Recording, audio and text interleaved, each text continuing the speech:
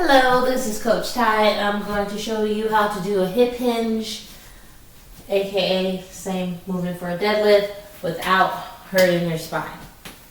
If you are hurting your spine or if you feel some pain, it's probably because you are bending the spine instead of hinging at the hip. So the difference is the spine stays pretty neutral, and there's a video on my channel about what neutral spine is, what that means, because everyone's is different, but all the curves are just being held together without any kind of movement. So rigidity there. And you're actually hinging at the hips. So this is your hips, and this is your leg, this is your torso right here.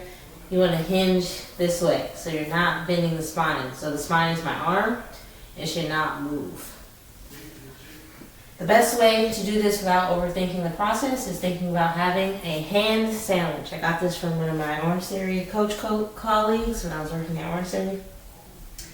So take your hands, put it here at your pubic bone area, and now when you hinge over, you should feel your torso and your thighs touching your hands, making a hand sandwich.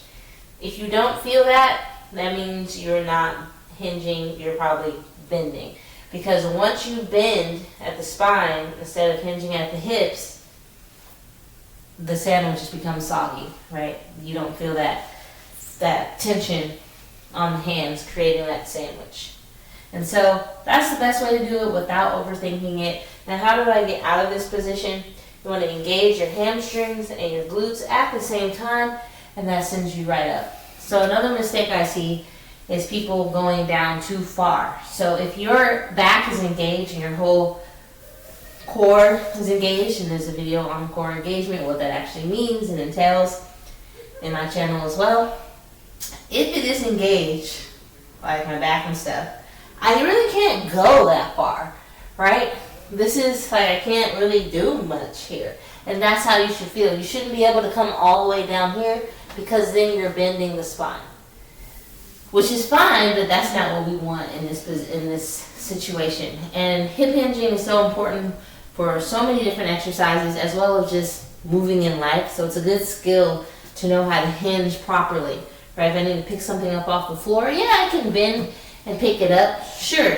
But if you have a sensitive back, you really want to use the glutes to work. And the only way to do that is through the hip hinge, pick it up off the floor. It's a lot more work, but it's also less on your spine.